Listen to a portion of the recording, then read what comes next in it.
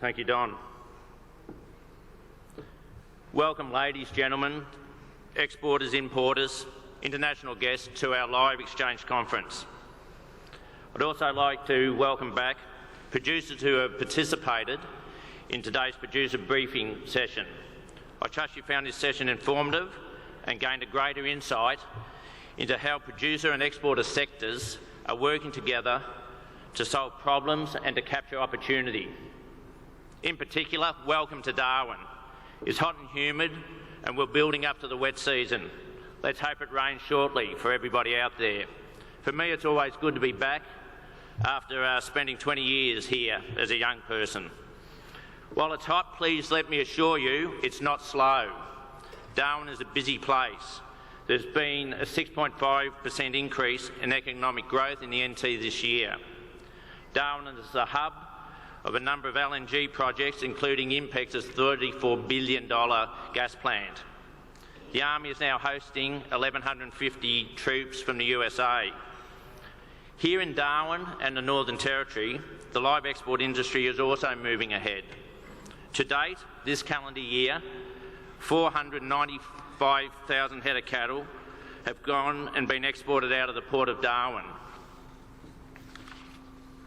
Since 1991, 8.28 million cattle have been shipped from Australia to Indonesia, and of that, since 1997, 3.87 million of cattle have been shipped from Darwin.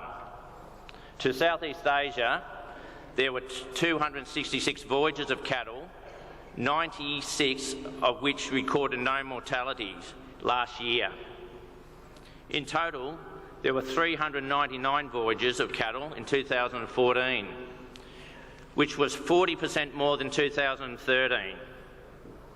Now, more than ever, I found our lives in this world is jam-packed of activity, whether it's travel demands, availability of information technology, and the increasing speed at which we operate and do business. We may be making quicker and hopefully more informed decisions. The pace of life is more hectic and more hectic. However, today and tomorrow is about taking stock, opening our minds to different perspectives and experiences. The live export industry is very forward-focused, reaching out, looking for new opportunities, which is often presented with challenges that require clever and fast solutions. It is not for the faint-hearted.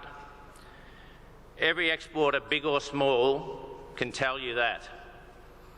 Despite this forward focus, I feel it is more and more important to look back at what has happened and what has been achieved, if nothing more than to remind us that we have dealt with enormous challenges, developed impressive solutions where the future has not been clear.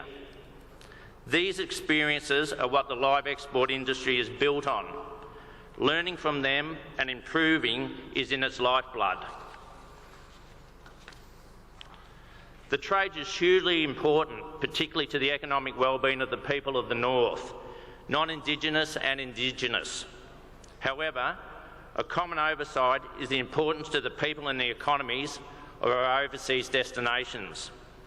It is estimated that more than 100,000 people are employed in live export in Indonesia, and Vietnam is quickly trending this way. So it is fitting that the theme of this conference is people, perspectives and relationships. The live export industry is undoubtedly built on the people behind it, the perspectives they share and the important relationships across an entire supply chain that the industry relies on to make each day, each week, each year a success. LiveCorp is a research, development, extension and service company for the live export industry. It works closely with MLA through the Livestock Export Program, providing support and technical advice, market access and industry engagement. And LiveCorp enhances the sustainability of our industry. The partnership is a fundamental demonstration of a collaboration between both sectors. The level of coordination and achievements made possible during a large range of programs has to be admired and perhaps even envied by our competitors. I recently had the pleasure of going to Vietnam and visiting supply chains with two MLA directors, including Jeff Maynard, who's here today. Welcome, Jeff. And this reinforced to me how important the relationship not only is between the exporters and the producers to our industry, but the relationship between LiveCorp and MLA. It is crucially important. That relationship has to be always thought about and strengthened at every opportunity. LiveCorp also maintains a very close working relationship with ALEC, the Peak Industry Council, to support industry change and continuous improvement. Strong policy direction from ALEC is critical. ALEC takes the lead on industry issues with the Australian, state and territory governments to ensure the industry has a strong and credible voice with politicians across all political persuasions. We all know that the industry is under constant change, and this change would not be possible without the people, the perspectives and the strong relationships built between each person in the supply chain. Our industry prides itself on being animal welfare leaders, while the intellectual power of our people, all of you, is what makes our industry so successful. As I said many times previously, through our industry, Australia is exporting animal welfare to the world. This is reinforced by the World Organisation for Animal Health, the OIE, stating Australia's exports of livestock around the world are the single largest factor,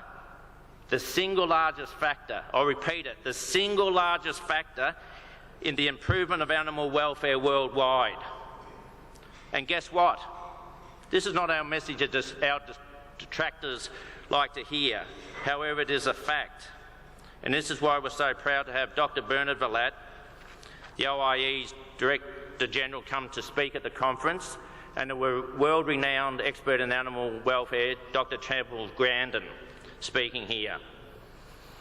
As proven by the growth in our sector and many others I mentioned at the beginning, without a doubt we live in a busy and highly competitive world.